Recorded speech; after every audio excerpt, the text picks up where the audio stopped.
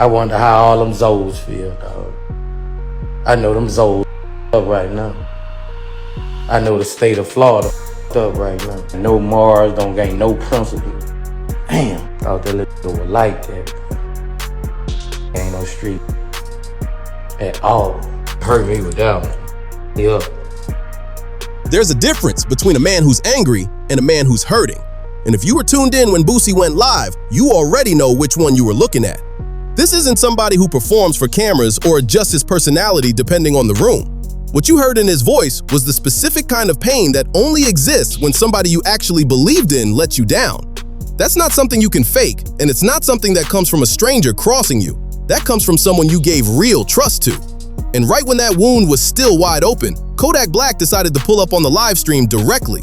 No announcement, no warning, no middleman, just showed up. And everybody watching in real time had absolutely no idea what they were about to witness. Man, Kodak, I'm a real man. I'm on live, man, I'm on live, bro. I'm a comedian. Comment down below what side you're on for this beef between Yak and Boosie. Here's what most people get wrong when they try to summarize this situation. They shrink it down to a rap beef and move on. But the moment you do that, you lose the entire point. What was really being examined here goes way beyond who threw the better diss or who got more streams. The actual questions on the table were about what loyalty looks like when it's inconvenient, what the street code costs when real money is dangling in front of you, and whether integrity is something you actually carry or just something you reference in interviews.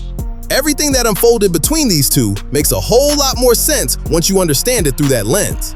And the reason that live stream moment cut so deep is because it forced both of them, and everyone watching, to sit with answers nobody really wanted to face. So let's talk about who these men are before anything else, because the context is everything here. Torrance Hatch, Baton Rouge, Louisiana, known to the world as Boosie Badass. The things this man has lived through would break most people permanently. Survived getting shot, fought through cancer, did time in prison, and sat in a courtroom where the state of Louisiana was actively trying to put him to death on a capital murder charge.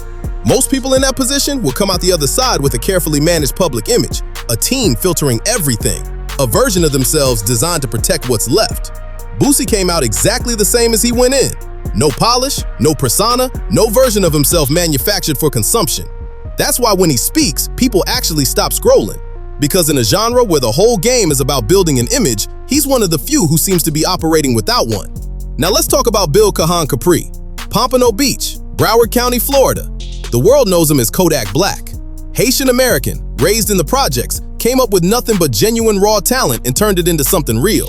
The records proved it. You can't engineer what he had on tunnel vision or no flocking.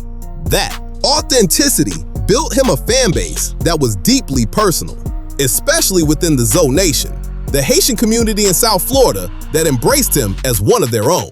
And for a real window of time, Boosie was one of the people standing in his corner publicly, a detail that gets overlooked constantly when people try to recap this story. The history between these two wasn't casual. They collaborated on a project called Slade back in 2016. Then, in April 2023, just a few months before everything imploded, both of them appeared on a Rocket Man remix alongside Jeezy that landed on what many considered Boosie's best release of that year. Even prior to that, Kodak had been on record calling Boosie his day one, extending real public love in his direction. So when Boosie got on that live looking like something inside him had genuinely broken, understand that was not somebody beefing with an industry stranger. That was a man processing what it feels like when someone you personally vouch for crosses a line you hold sacred. And that line traced directly back to one person, a rapper from Brooklyn, Rainbow Hair. A federal cooperation agreement that became one of the most documented in hip-hop history. July 20th, 2023. Daniel Hernandez, Tekashi 6ix9ine, posts something on Instagram that immediately set the internet on fire. Short caption, photos with Kodak Black, clear implication that something was dropping the following day. For anyone who needs the background on why that combination of names caused such an immediate reaction, here it is. 2018, federal RICO indictment, 9 Trey Gangsta Bloods. 6ix9ine is now facing life in prison based on the indictment, the 6 charges that he was hit with by federal prosecutors. I mean, these are racketeering. Racketeering, that they drugs. claimed that he was ordering people to take out rival gang members, that they were selling drugs, there were all weapons. sorts of things, and that they used weapons. Tekashi 6ix9ine didn't just accept the deal quietly and disappear. He took the stand in open federal court and systematically dismantled the people around him, named names, provided testimony, cooperated extensively with the government against the same individuals he had publicly claimed brotherhood with. In the world these artists come from, that act sits at the very top of the list of things that cannot be undone. No record, no comeback tour, no rebranding exercise touches it. When he walked out in 2020, an invisible but completely understood boundary formed around him across the industry. Nobody announced it, nobody enforced it with a written rule, but the people who understood where they came from respected it automatically. Kodak stepped across that boundary anyway.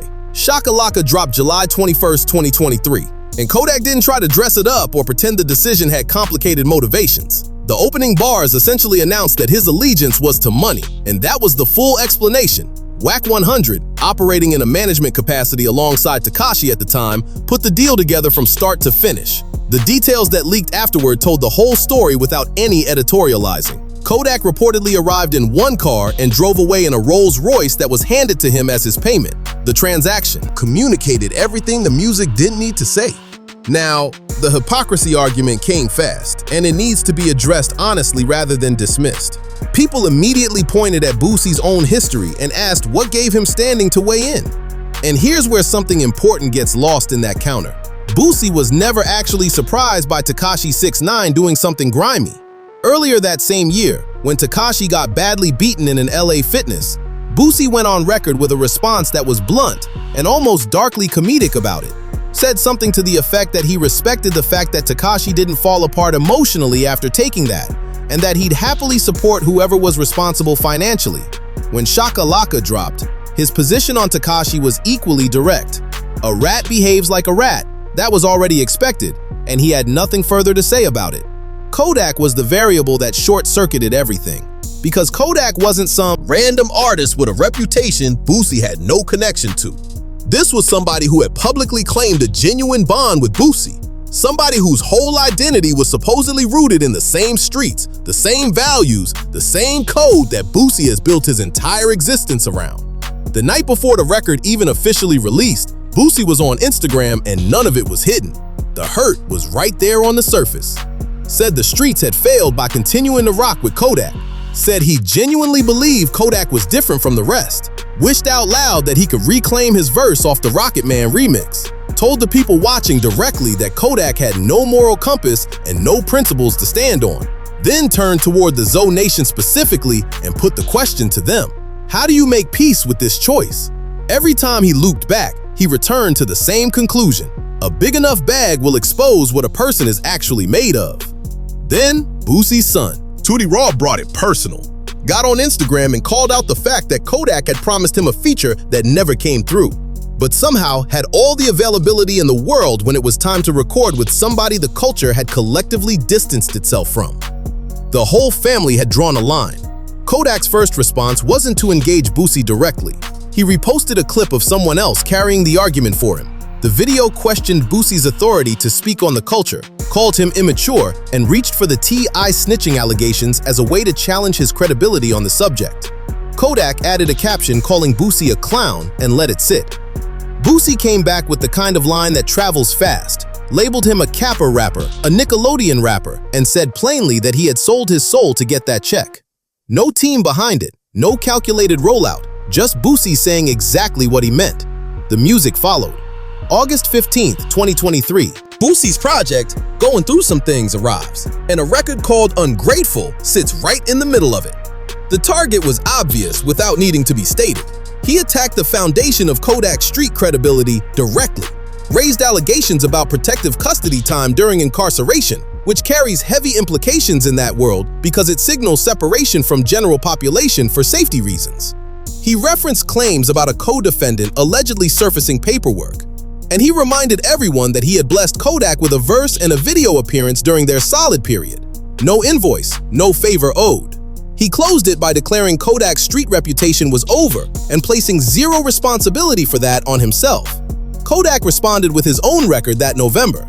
February 2024 brought 11 a.m. in Malibu, built over Drake's 8 a.m. in Charlotte instrumental, with bars aimed squarely at Boosie's credibility and standing.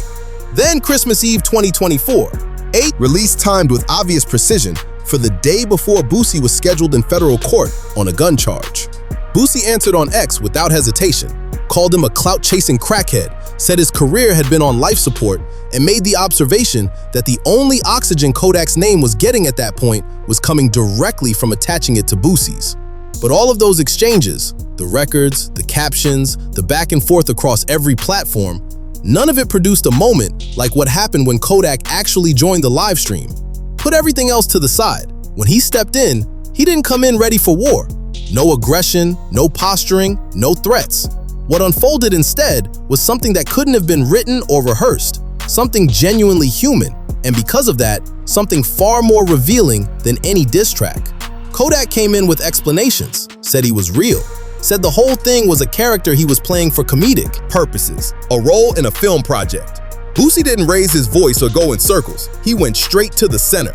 Said Kodak was supposed to be his people and made that choice regardless of what it meant. Kodak had no real counter to that. You could feel the weight of it reach him in real time. So he shifted, said that Boosie of all people should have known his personality, that he speaks his mind and it's always been that way, and that hurting anyone wasn't his intention. Boosie came right back with something that reframed the whole thing, pointed out that he never set out to systematically destroy Kodak's image, never dedicated a campaign to burying him, never flooded the internet with mockery at his expense. He said what he felt and he kept moving. Because that's the actual difference between accountability and a personal mission to end someone.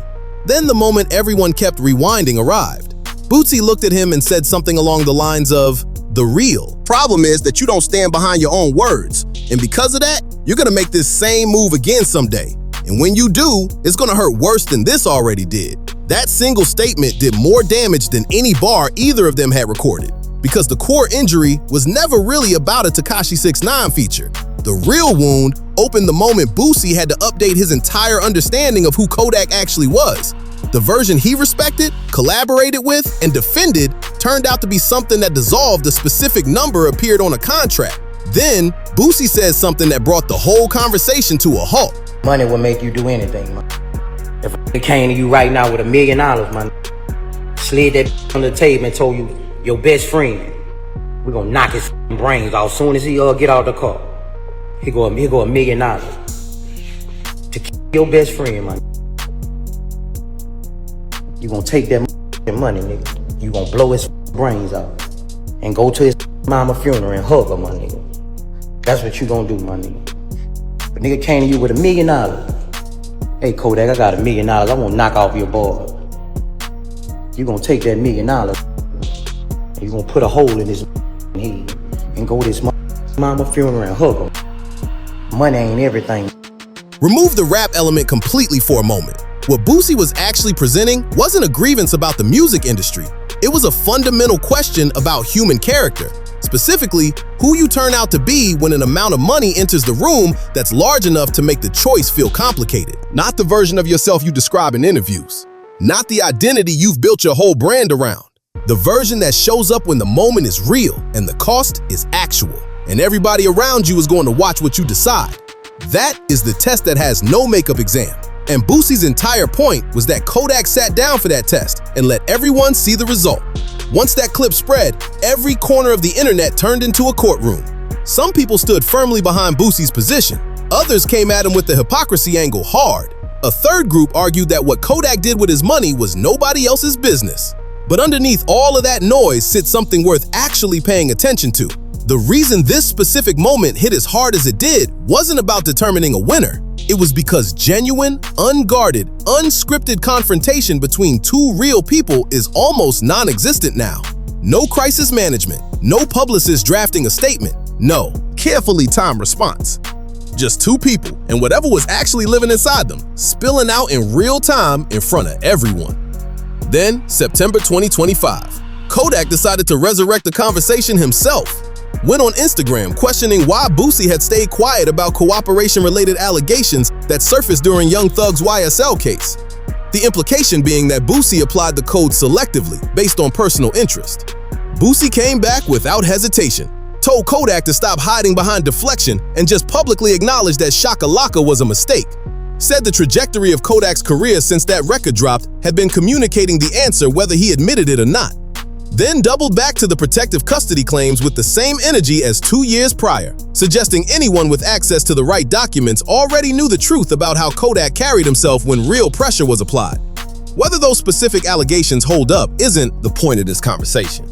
What's undeniable is that 2 years later, neither side has let it go.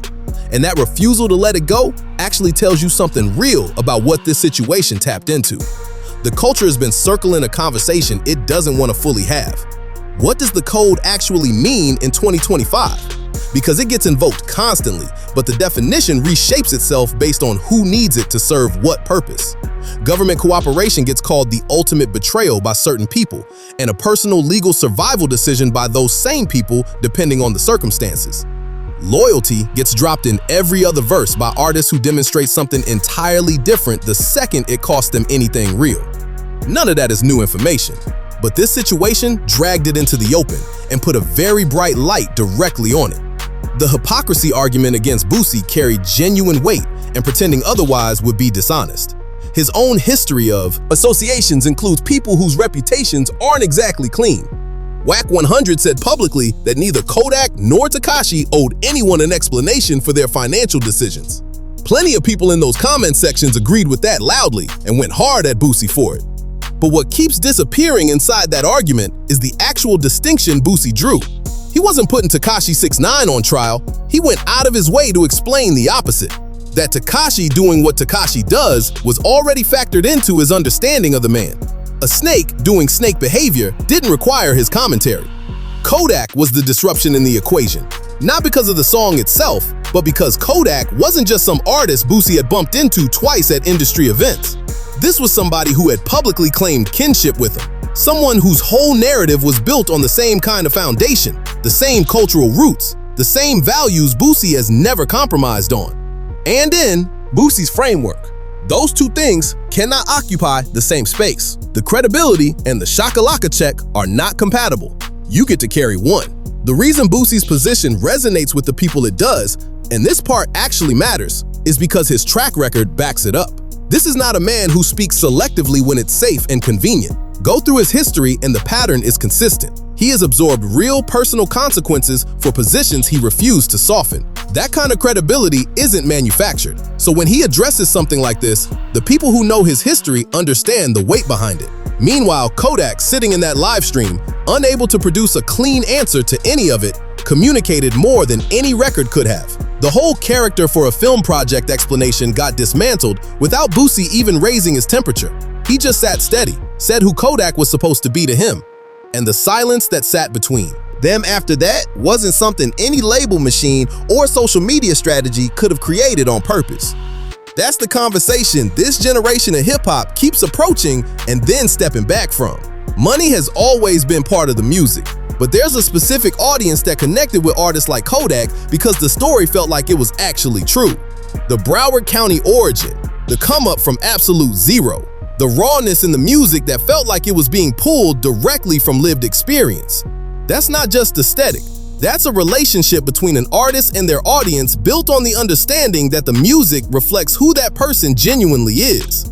When a decision gets made that breaks that understanding, the people who built themselves around it aren't being dramatic when they react. They're responding to something real being lost.